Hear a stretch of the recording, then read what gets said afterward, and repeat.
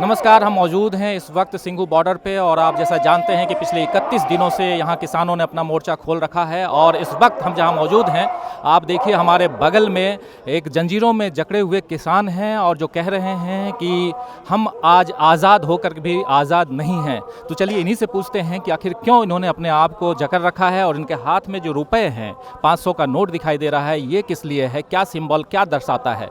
तो आपका नाम पहले आप बताएं क्या। मेरा नाम है जी काबल सिंह, डिस्ट्रिक्ट फाजिलका, अबोर, गांव रुकनपुरा, खुईखेड़ा। जी, आपने जंजीरों से खुद को जकड़ रखा है।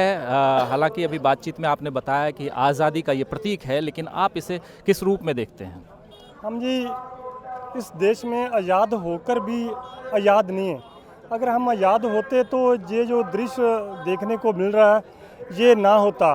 मोदी सरकार अपने अड़ियल रवैये से ये झुक जाते और ये जो काले कानून 3 किसानों के ऊपर लागू किए हैं इनको वापस ले लेते हैं। इसीलिए हम इस देश में आज़ाद होकर भी आज़ाद नहीं है, पूरी तरह जंजीरों में जकड़े हुए हैं। जैसे एक कैदी को जकड़ के रख दिया जाता है, वैसे सारे किसान इसी तरह अंदर से घुटन महसूस करते हैं। जी, और आप हाथ में जो 2000 रुपये दिख रहा है, 500 के 4 नोट, क्या ये किसानों को जो दिया जा रहा 2000 का नोट है, ये वही सिंबल है या कुछ और कहता है। नहीं जी, हमें ये बिल्कुल ये 2000 रुपये जो मोदी जी किसानों को हर 3 महीने के बाद दे रहे हैं, हमें ये भीख बिल्कुल नहीं चाहिए। हम जो हमारा मकसद है किसानों का, जो हक है किसानों का, हमें हमारा हक चाहिए। हम यहाँ पे अपना हक लेने के लिए आए हैं। हमें ये मोदी वाले 2-2 हज़ार रुपये की ये भीख है, ये बिल्कुल नहीं चाहिए।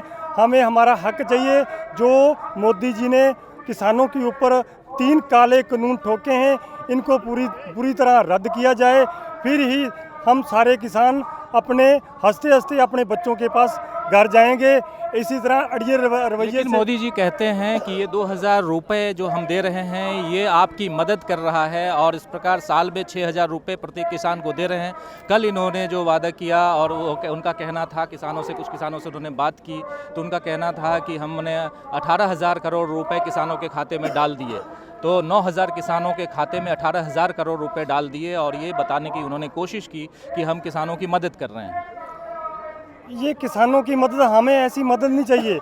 इस 2000 हमारे अकाउंट में डाल रहे हैं। इस 2000 का हम क्या करेंगे। इस 2000 की एक किसान की एक तो कोठी डल जाएगी और एक कार खरीद लेगा और बाकी का 40-50 हज़ार जो बच जाएगा वो अपने खाते में डाल लेगा। क्या करेंगे इस 2000 रुपये का। 16 रुपये 32 पैसे रोज का होता है। ये 16 रुपये 32 पैसे रोज के हिसाब से क्या एक किसान अपनी खेती बाड़ी कर सकता है? क्योंकि आप किसान हैं, मैं आपसे जानना चाहता हूँ। मैं किसान हूँ जी, मैं किसान का बेटा हूँ, मैं किसानी करता हूँ। 16 रुपये 32 पैसे हमारे बच्चे सुबह स्कूल जाने के वक्त ले जाते हैं। 16 रुपये, 16-20 रुपये ले जाते हैं और खर्च करके आते हैं। हम क्या करेंगे 16 रुपये का। 16 रुपये का क्या आता है? कुछ भी नहीं आएगा 16 रुपये का। और देना है तो किसानों का पूरी तरह कर्जा माफ़ करे, पूरी तरह कर्जा माफ़ करे, फिर तो मानेंगे भी हाँ भी मोदी ने कुछ किया है। लेकिन उल्टा हो रहा है, सारा कुछ उल्टा हो रहा है। हमें ये भीख सरकार की नहीं चाहिए, हमें अपने हक चाहिए। और ये 3 काले कानून रद्द कर दे। हम 26 से बैठे हुए हैं। आज देख लो कितनी ठंड में हमारे बुजुर्ग भी बैठे हैं। हम जाएं तब तक नहीं जाएंगे जब तक हमारी मांगे नहीं मानी जाएगी, जब तक ये 3 कानून रद्द नहीं किए जाएंगे। और ये पैसा हमें भीख में नहीं चाहिए, हमारा किसानों का ही पैसा हमें दिया जा रहा है। हमें भीख में नहीं चाहिए, हमें 3 कानून रद्द चाहिए। यही है। आप क्या कहेंगे? आप भी पेपर लेकर खड़े हैं, क्या सिंबल दर्शाता है ये पेपर? इससे ये मतलब देते हैं कि जैसे इन्होंने जंजीर बांध रखी है तो हम अंदर से मतलब कैद है, बाहर से मतलब कि कुछ भी नहीं कर सकते, अपनी मतलब हक भी नहीं ले सकते। तो अगर अपन अपने हक लेने आए हैं तो हम एक टेररिस्ट कह रहे हैं या कुछ कह रहे हैं। हमारे आपने काली पगड़ी लगाई है, काला कपड़ा पहना है, इसका कोई सिंबॉलिक कोई अर्थ है? अर्थ रोस गुस्सा है। हाँ जी, गुस्सा है। हाँ जी।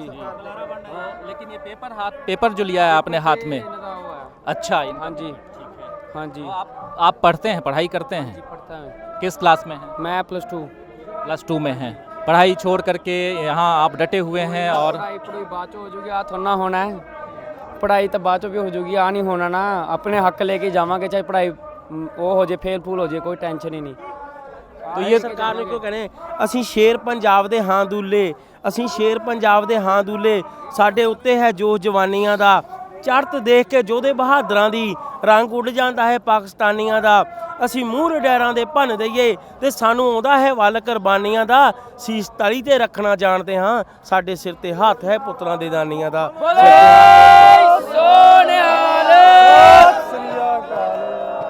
ਛੇਤੀ ਦੱਸ ਮੋਦੀਆ ਤੂੰ ਰਾਜ ਕਿਵੇਂ ਪਿਆ ਕਮਾਨਾ ਏ, ਛੇਤੀ ਦੱਸ ਮੋਦੀਆ ਤੂੰ ਰਾਜ ਕਿਵੇਂ ਪਿਆ ਕਮਾਨਾ ਏ, ਉਹ ਸ਼ੇਰਾਂ ਦੀਆਂ ਮਾਰੀਆਂ ਤੂੰ ਗਿੱਦੜ ਬਣ ਕੇ ਪਿਆ ਖਾਨਾ ਹੈ, ਤੂੰ ਗਿੱਦੜ ਬਣ ਕੇ ਪਿਆ ਖਾਨਾ ਹੈ।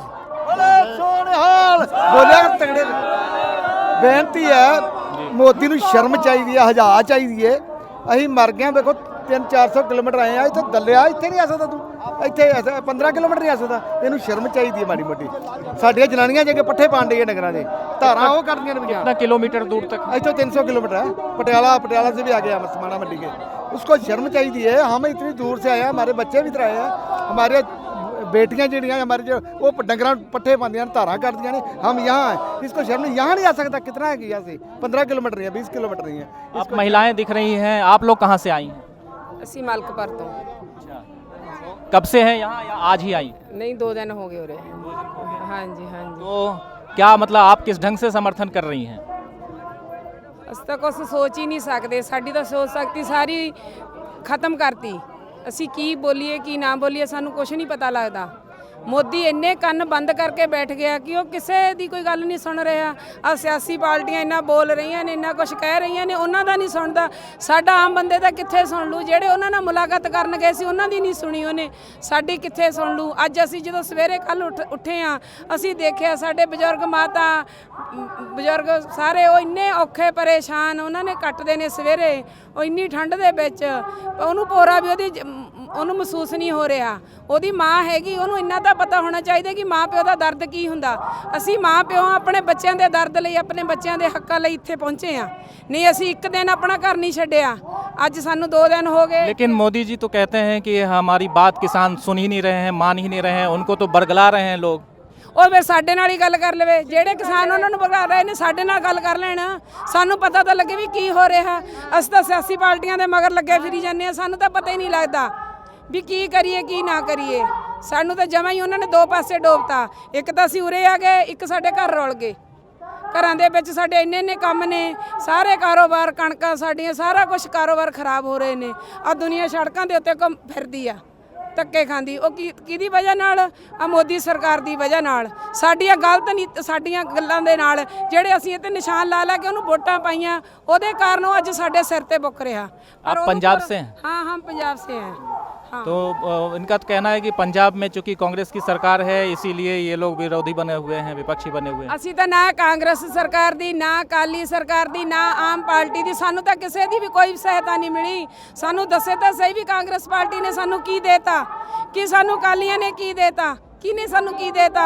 ਆ ਇੱਥੇ ਰੁਲਦੇ ਆ, ਕਾਂਗਰਸ ਪਾਰਟੀ ਸਾਡੇ ਲਈ ਮੁੱਦੇ ਚੱਕਣ, ਉੱਥੇ ਜਾਣ, ਉਹਨਾਂ ਦੇ ਵਿੱਚ ਟੱਕਰ ਮਾਰਨ, ਸਾਡੇ ਕੋਲੇ ਜਾ ਕੇ ਵੋਟਾਂ ਮੰਗਦੇ ਨੇ। ਅਸੀਂ ਉਹਨਾਂ ਨੂੰ ਵੋਟਾਂ ਦੇ ਦੇ ਕੇ ਜਿਤਾਉਂਦੇ ਆ। ਸਾਡੇ ਤੋਂ ਤਾਂ ਗਲਤੀ ਹੋ ਗਈ, ਹੁਣ ਉਹ ਸਾਡੇ ਪਿੰਡਾਂ ਦੇ ਵਿੱਚ ਆਉਣ ਜੋਗੇ ਨਹੀਂ ਰਹੇ, ਨਾ ਉਹਨਾਂ ਪਿੰਡਾਂ ਦੇ ਵਿੱਚ ਅਸੀਂ ਵੜਨ ਦੇਣਾ, ਨਾ ਅਸੀਂ ਕਾਂਗਰਸ ਪਾਰਟੀ ਨੂੰ, ਨਾ ਅਕਾਲੀ ਪਾਰਟੀ ਨੂੰ ਕੀ ਲੈ ਲਿਆ। ਹੁਣ ਬੀਬੀ ਹਰਸਿਮਰਨ ਕੌਰ ਸਾਡੇ ਵਿੱਚ ਖੜੇ ਆ, ਠੰਡ ਨੂੰ ਮਹਿਸੂਸ ਕਰੇ, ਬੈਠੇ ਨੇ ਵੱਡੀਆਂ ਵੱਡੀਆਂ ਹਵੇਲੀਆਂ ਦੇ ਵਿੱਚ, ਸਾਨੂੰ ਇੱਥੇ ਉਹੀ ਬਣਾਤਾ, ਕੱਖਾਂ ਦਾ ਰੌਲ ਕਰਤਾ, ਕੂੜਾ ਬਣਾਤਾ। ਅਸੀਂ ਸੜਕਾਂ ਦੇ ਉੱਤੇ ਰੁਲਦੇ ਆ, ਤੰਬੂ ਲਾ ਲੇ। ਮੋਦੀ ਨੂੰ ਤਾਂ ਐ ਹੋ ਗਿਆ ਵੀ ਤੰਬੂ ਲਾ ਕੇ ਬਹਿ ਗਏ, ਬੈਠੇ ਰਹਿਣਗੇ, ਕਿੰਨਾ ਚਿਰ ਇਹਨਾਂ ਦਾ ਚੱਲੀ ਜਾਊਗਾ। ਪਰ ਇੰਨਾ ਮੋਦੀ ਇੰਨਾ ਸਾਨੂੰ ਗਲਤ ਨਾ ਸਮਝੇ। ਅਸੀਂ ਜਿੱਦਣ ਆਪਦੇ ਹਥਿਆਰ ਚੱਕ ਲਏ, ਜਿੰਨਾ ਅਸੀਂ ਪਿੱਛੇ ਬੈਠੇ ਆ ਇੰਨਾ ਅਸੀਂ ਉੱਪਰ ਜਾਵਾਂਗੇ। ਸਾਜੀ ਪਾਰਟੀਆਂ ਕਹੀ ਜਾਂਦੀਆਂ ਨੇ ਆਪਾਂ ਸ਼ਾਂਤਮਈ ਢੰਗ ਨਾਲ ਕੰਮ ਕਰਨਾ, ਕਿੰਨੇ ਕੁ ਦਿਨ ਕਰਾਂਗੇ? ਦੱਸਣ ਤਾਂ ਸਹੀ, ਕਿੰਨੇ ਦਿਨ ਇੱਥੇ ਬੈਠਾਂਗੇ? ਕੁਛ ਉਹਨਾਂ ਨੂੰ ਸਮਝ ਹੈਗੀ ਆ। ਇਹ ਪਾਰਟੀਆਂ ਨੂੰ ਵੀ ਅਸੀਂ ਤਾਂ ਕਹਿਣਾ ਚਾਹਾਂਗੇ ਵੀ ਜਿਹੜਾ ਵੀ ਮੁੱਦਾ ਵਾ ਇਹਨੂੰ ਜਲਦੀ ਤੋਂ ਜਲਦੀ ਨਿਬੇੜਨ। ਸਾਡੇ ਤੱਕ ਕੁਛ ਨਹੀਂ ਹੋ ਰਿਹਾ, ਇੱਥੇ ਕੁਛ ਹੋ ਰਿਹਾ, ਸਾਨੂੰ ਕੁਛ ਪਤਾ ਹੀ ਨਹੀਂ ਲੱਗ ਰਿਹਾ। ਅਸੀਂ ਆਪਦੇ ਹੱਕਾਂ ਲਈ ਆ ਰਹੇ ਹਾਂ, ਕੋਈ ਇਹਨਾਂ ਨਾਲ ਕਿਸੇ ਦੇ ਅਸੀਂ ਕਰਕੇ ਨਹੀਂ ਆ ਰਹੇ ਕਿ ਸਾਡੇ ਹੱਕ, ਸਾਨੂੰ ਤਾਂ ਪਤਾ ਹੀ ਨਹੀਂ ਲੱਗਦਾ। ਸਾਨੂੰ ਦੇਣ ਸਾਡੇ ਹੱਕ। ਮੋਦੀ ਸਾਹਿਬ ਨੂੰ ਇਹੀ ਬੇਨਤੀ ਆ ਵੀ ਸਾਡੇ ਹੱਕ ਇੱਥੇ ਰੱਖ ਦੇਣ। ਅਸੀਂ ਇਹ ਕਾਲੇ ਜਿਹੜੇ ਕਾਨੂੰਨ ਉਹਨਾਂ ਨੇ ਕੀਤੇ ਨੇ, ਅਸੀਂ ਤਾਂ ਇਹ ਕੋਈ ਵੀ ਰੱਖਣਾ ਨਹੀਂ। ਸਾਡੇ ਨਵੇਂ ਕਾਨੂੰਨ ਬਣਾਉਣ, ਸਾਨੂੰ ਆਪਦੇ ਘਰਾਂ ਨੂੰ ਜਾਣ ਨੂੰ ਦੇਣ। ਜੇ ਉਹ ਸਾਨੂੰ ਮਾੜਾ ਮੋਟਾ ਆਪਦੀ ਸਮਝਦੇ ਨੇ, ਜੇ ਉਹ ਸਾਡੇ ਕਾਨੂੰਨ ਵਾਪਸ ਲੈਣ ਮੋਦੀ ਤੇ ਜੀ- ਆਉਣ ਵਾਲੇ ਸਮੇਂ ਵਿੱਚ ਅਸੀਂ ਉਹਨਾਂ ਨੂੰ ਫੇਰ ਵੀ ਲਿਆ ਸਕਦੇ ਹਾਂ, ਪਰ ਨਹੀਂ ਤਾਂ ਹੁਣ ਜੁੱਤੀਆਂ ਦੇ ਹਾਰ ਪਏ ਹੀ ਪਏ ਨੇ। ਬਸ ਮੈਂ ਤਾਂ ਇੰਨਾ ਹੀ ਕਹੂੰਗੀ, ਵਾਹਿਗੁਰੂ ਜੀ ਕਾ ਖਾਲਸਾ ਵਾਹਿਗੁਰੂ ਜੀ ਕੀ ਫਤਿਹ। तो जीत आपकी होगी, आप लुधियाना से आई है ना। हाँ जी।